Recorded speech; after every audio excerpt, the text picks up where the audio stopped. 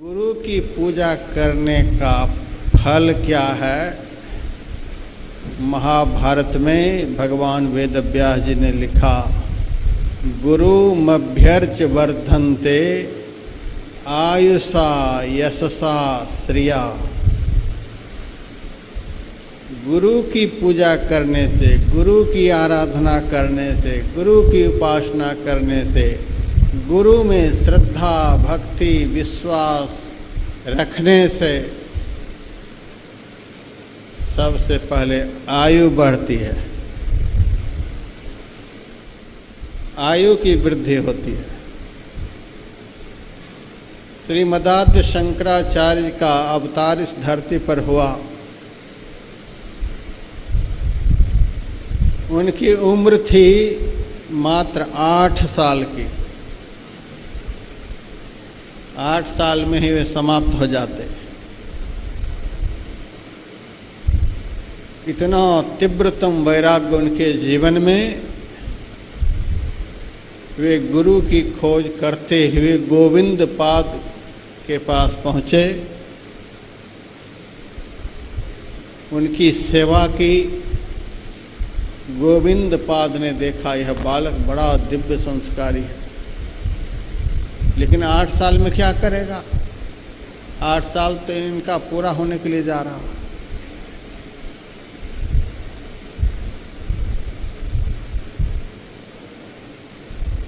आचार्य शंकर की सेवा से, पूजा से, श्रद्धा प्रेम से प्रभावित होकर गोविंद पाद जी महाराज ने कहा, बेटा तुम्हारे शरीर से संसार का बड़ा कार्य होना है, अद्वैत वेदांत का प्रचार होना है। सारे संसार में द्वैतवाद फैला हुआ है। 8 साल में तू क्या करेगा?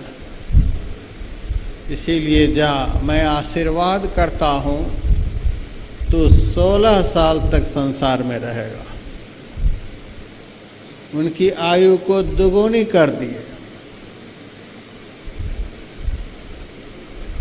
16 साल के जब होने वाले हुए,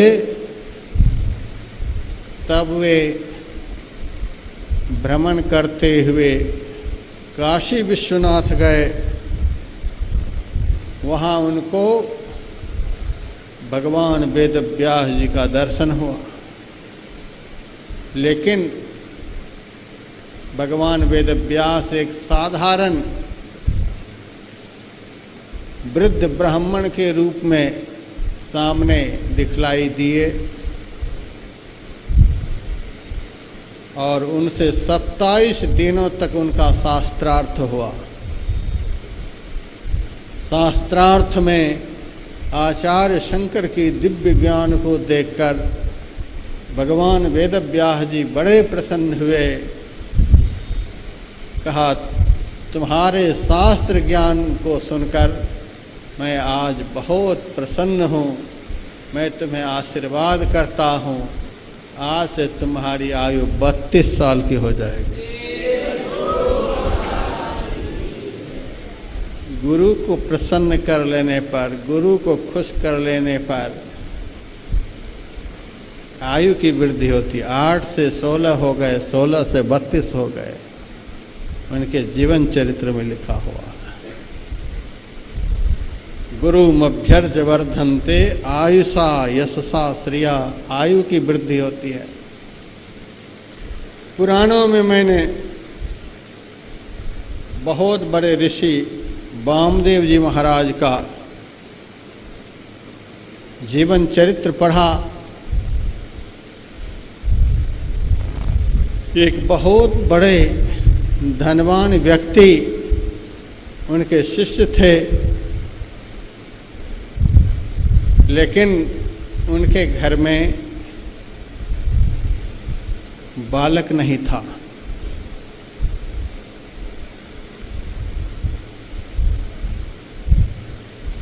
सांसारिक जीवन जीने वाले लोगों के अंदर तीन चाहनाएं होती हैं, सुत वित्त लोक ईसना तीनी। हमें पुत्र हो, हमें धन हो और हमें मरने पर स्वर्ग प्राप्त हो। सबसे पहले हमें पुत्र हो। प्रायः गृहस्थाश्रमियों के अंदर यह चाहत होती है, कितना भी ब्रह्म ज्ञान सुना दिया जाए, कितना भी प्रमाण देकर बतला दिया जाए कि पुत्र से आज कितना सुख मिल रहा है लोगों को, देखो, लेकिन एक भी नहीं सुनेगा। कुछ भी हो जाए, हमें पुत्र होना चाहिए। पुत्र की चाहत होती है। कुछ धनवान व्यक्ति के अंदर में पुत्र की चाहना थी और उसी चाहना को लेकर एक दिन अपने गुरुदेव के पास गए। वे बहुत बड़े गुरुभक्त थे। उनके अंदर की व्यथा को देखकर वामदेव जी महाराज ने कहा, बेटा आज तुम्हारा मुंह बड़ा उदास है, बात क्या है? उस व्यक्ति ने कहा, गुरुदेव आपको सब पता है, हम गृहस्थाश्रमी हैं। हमारे अंदर तीन इच्छाओं में से सबसे प्रबल इच्छा पुत्र की है और मैं पुत्रहीन हूँ। आपके ऐसे महापुरुष का शिष्य वंशहीन हो जाए, संसार के लोग क्या कहेंगे? मन में बड़ी व्यथा है। वामदेव जी महाराज ने कहा, अच्छा जाओ,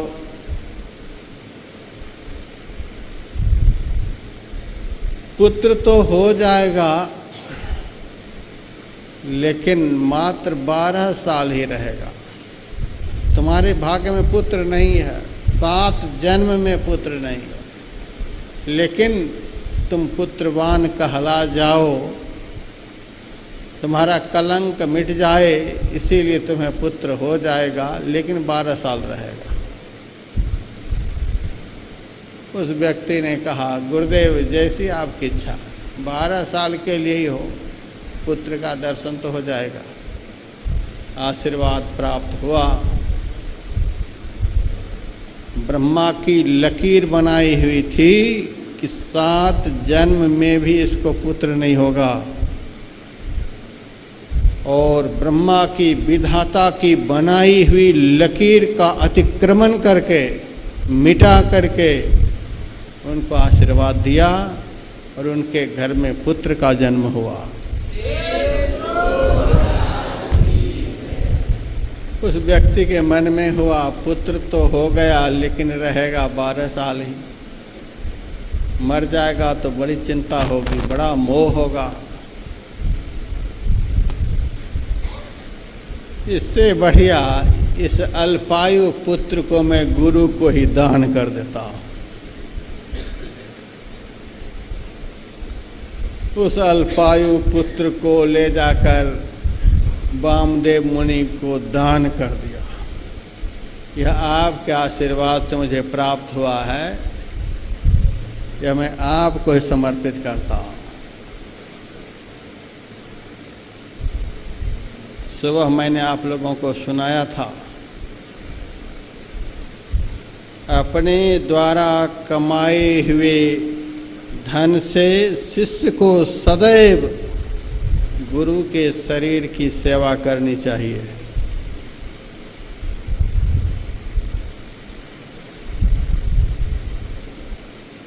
उनके घर में पुत्र हुआ और उन्होंने उस पुत्र को गुरु की सेवा में दान कर दिया।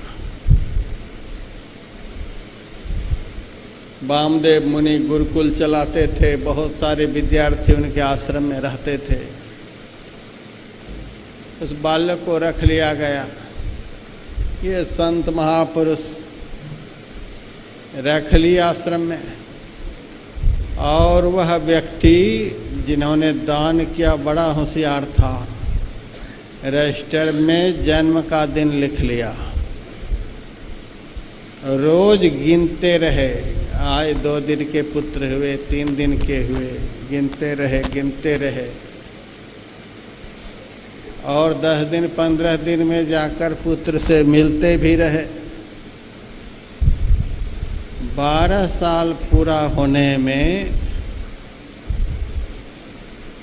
जब 1 दिन बचा तब गया गुरुदेव के आश्रम पर और उनसे कहा, गुरुदेव मेरी इच्छा है अपने घर पर एक विशाल भंडारा करने की। वामदेव मुनि ने कहा, बड़ी पवित्र इच्छा है, भंडारा करो। कहा, भंडारा तो करूँगा, लेकिन उस भंडारे में आपको भी आना है। कहा, मैं भी चला जाऊँगा। कहा, अकेले नहीं आना है, सारे शिष्यों के साथ आना है। कहा, ठीक है, सारे शिष्यों के साथ चला जाऊँगा। कब भंडारा कर रहे हो? कल वह बालक मर जाता तो उन्होंने कहा, परसों भंडारा हम करेंगे।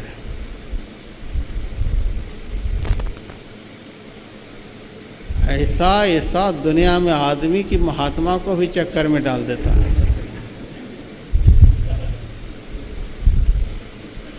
ये घर तो डाइन भी छोड़ करके चलती है, महात्मा को भी छोड़ने के लिए तैयार।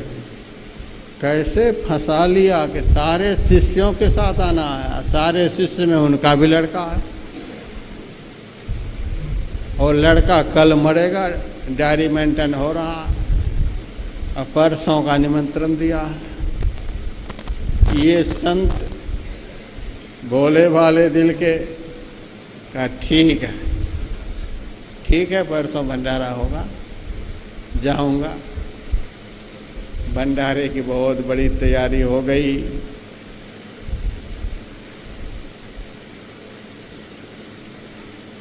दूसरे ही दिन वह बालक समाप्त हो गया।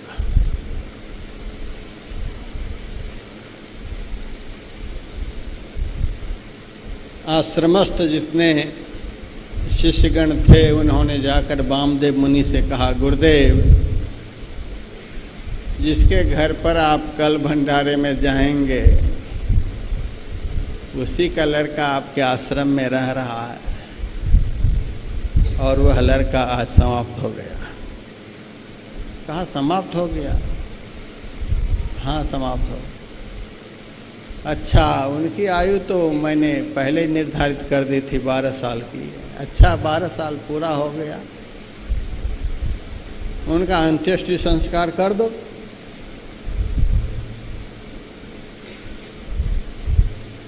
शिष्यों ने कहा, अंत्येष्टि संस्कार तो हम कर देंगे, लेकिन आपकी बात तो झूठी हो जाएगी। कहा, हमारी बात क्यों झूठी हो जाएगी? कहा, आपने कल के लिए निमंत्रण स्वीकार कर लिया है कि सारे शिष्यों के साथ मैं तुम्हारे घर भोजन के लिए जाऊंगा। सारे शिष्यों में एक शिष्य कम हो जाएगा, आपकी बात झूठी हो जाएगी। साधु संत महात्मा को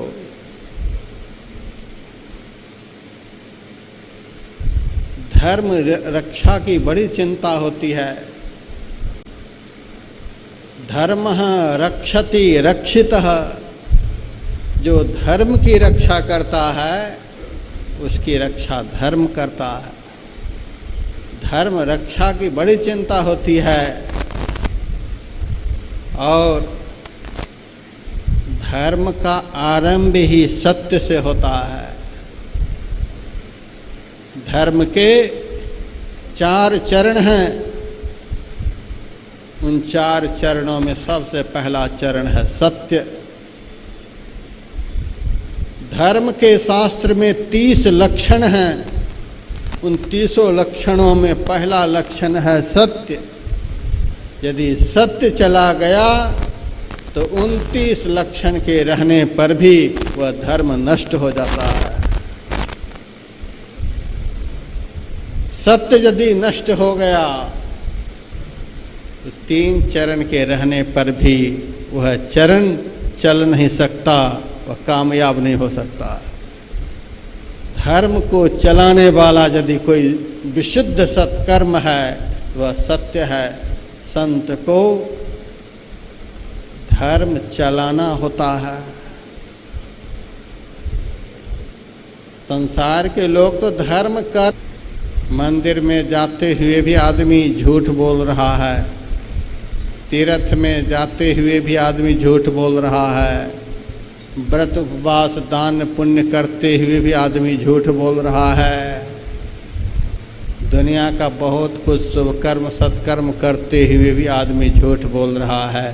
सत्य से हीन जो धर्म का आचरण है वह धर्माचरण जड़ धर्म कहलाता है। दुनिया का कोई भी धर्म कार्य शरीर से नहीं हो और मुंह से कभी स्वप्न में भी असत्य भाषण नहीं हो, झूठ नहीं निकले, तो समस्त धर्मों का सार कहलाता है। वह चैतन्यमय धर्म है, वह गतिशील धर्म है। संत धर्म को गति देते हैं। संत को धर्म को चैतन्यमय बनाए रखने की चिंता रहती है, हमारी बात झूठी न हो जाए। संत तो धर्म को चलाने वाले होते हैं। यदि मेरे द्वारा सत्य पर आघात पहुंच गया तो धर्म गति विहीन हो जाएगा। वामदेव जी महाराज को बड़ी चिंता हुई। आहा, उस चालाक आदमी के चालाकी में हम फंस गए। उनको मैंने वचन दे दिया। संसार के लोग अशुभ कर्म कर लेते हैं, कुछ क्षण के लिए उनको कष्ट होता है, खेद होता है, अशुभ कर्म हो गया। खेद होना यह कुछ और बात है, पश्चाताप होना यह और बात है। अपने किए हुए असत कर्म पर यदि पश्चाताप हो जाए तो शास्त्र में लिखा हुआ है पश्चाताप वह अग्नि है जिस अग्नि में उनके किए हुए अशुभ कर्म भस्म हो जाते हैं। मन में यदि पश्चाताप हो जाए, भीतर में जलन पैदा हो जाए, हमसे अशुभ कर्म हो गया, पाप भस्म हो जाएगा। और शिव पुराण में मैंने पढ़ा, एक बार अशुभ कर्म होने पर मन में पश्चाताप हो जाने पर पाप भस्म हो जाता है, और पाप को भस्म करके बारंबार पाप करे और पश्चाताप भी करे तो पाप उसी रफ्तार में बढ़ने लग जाता है। बार बार पश्चाताप का विधान शास्त्र में नहीं है। एक बार, बार बार पश्चाताप करो, बार बार पाप भी करो तो पाप भस्म नहीं होगा। फिर तो पाप समझेगा कि यह बहुत चालाक आदमी है, हम कम चालाक नहीं। इसीलिए बारंबार पाप करके पश्चाताप नहीं करना चाहिए। पुराण में लिखा हुआ, शिव पुराण में लिखा हुआ। महाराज को बड़ा पश्चाताप हुआ और उन्होंने कहा, अच्छा जब मैंने वचन दे दिया है तो मानव का वचन फेल हो जाए,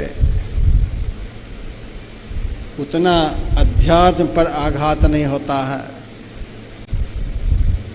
देवता का वचन फेल हो जाए तो उतना धर्म पर आघात नहीं होता है। संत का दिया हुआ वचन यदि फेल हो जाए तो धर्म नष्ट हो जाता है, धर्म पर बड़ा भारी आघात पहुंचता है।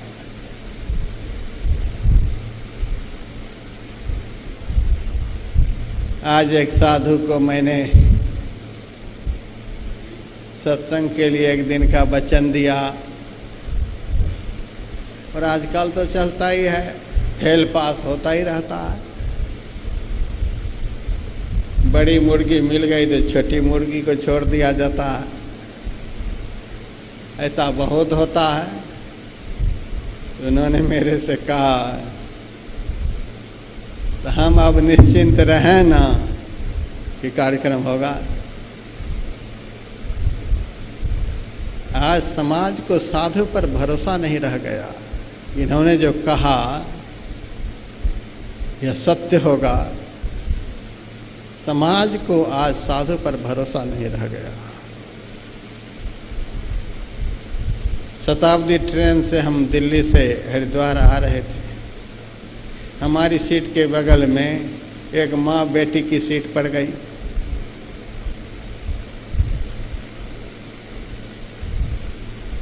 हमारे मन में हुआ, हम अकेले सन्यासी के भेष में, और सन्यासी के बगल में ये माँ बेटी दोनों बैठेगी, अटपटा लग रहा था। अब क्या कर सकते हैं, उनकी सीट है। और उस बेटी की माँ ने चुपचाप टीटी से बातचीत करके सीट बदल लिया। सीट बदल करके पीछे की सीट पर चली गई। हमको तो एक बार भीतर से बड़ी प्रसन्नता हुई कि गुरु महाराज ने हमारी प्रार्थना को सुन ली। जयकार बोलने की बात नहीं है, बहुत खतरनाक प्रसंग है।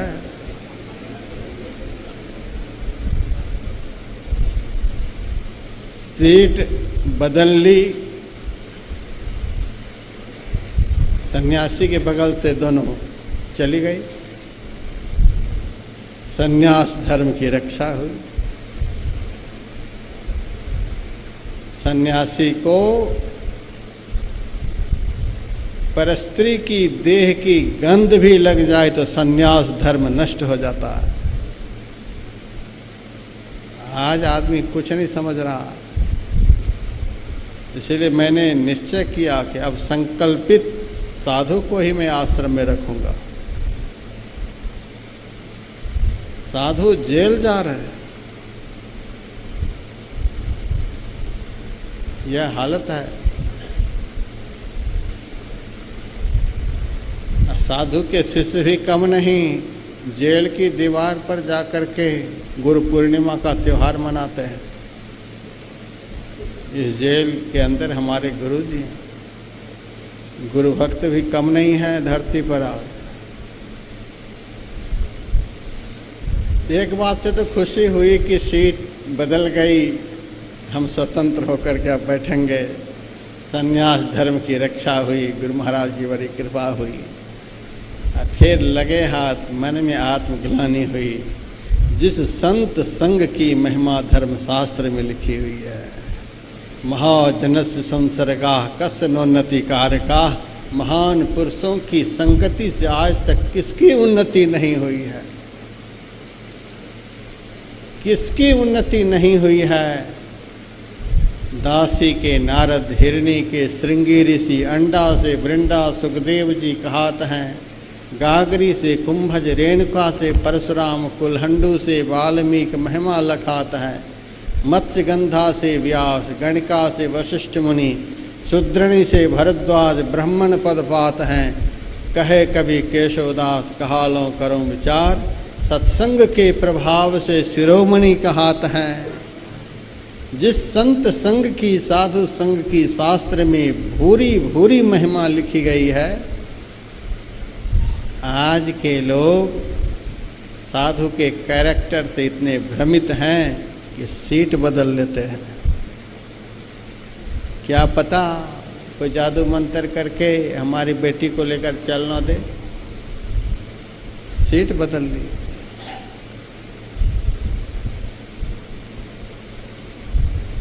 ऐसी हालत है। प्लेन में भी कई एक बार सीट बदल ली।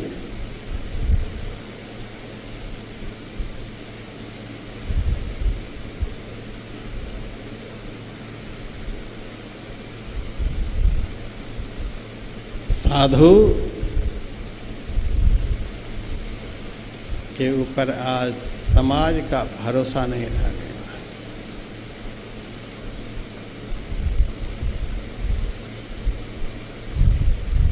यदि मेरा वचन आज असत्य हो जाता है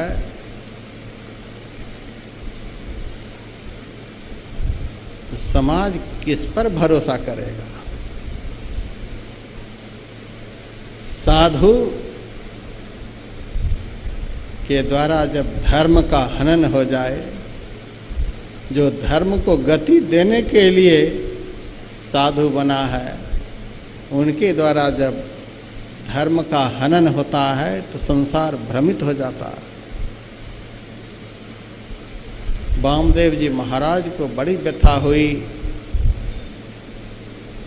और कहा, मैंने वचन दिया है तो मैं अपने वचन को सत्य करके दिखाऊंगा। और शिष्यों से कहा, उस बालक के पास मुझे ले चलो। बालक के पास ले गए। चादर से उस बालक का मुंह ढक रखा था। कहा, मुंह पर से चादर को हटाओ। चादर को हटा लिया गया। उसके बाद वामदेव जी महाराज कहते, अरे बालक, कल तो तुम्हारे घर पर भंडारा है और तुम्हारे लिए भी मैंने निमंत्रण स्वीकार कर लिया है, तो इस तरह सोया पड़ा है, उठ कर के खड़ा हो जा भंडारे में चलने के लिए। जैसे कहा उठकर खड़ा हो जा, वैसे ही जैसे सोया हुआ आदमी पुकार सुनकर जग कर खड़ा हो जाता है, वैसे वह मरा हुआ बालक उठकर खड़ा हो गया।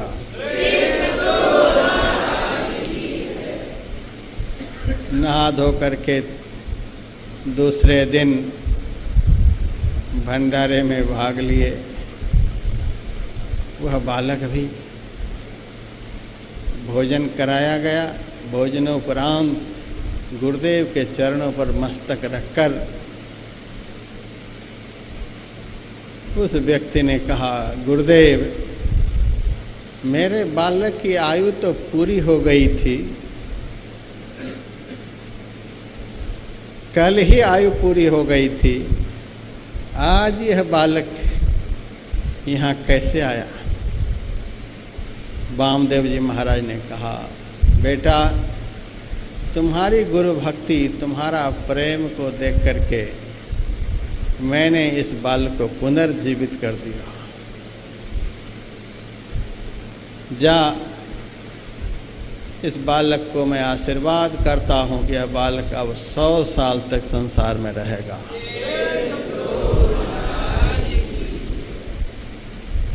वामदेव मुनि के आशीर्वाद से वह बालक 100 साल तक जिंदा रहा। गुरु की सेवा करने से आयु की वृद्धि होती है।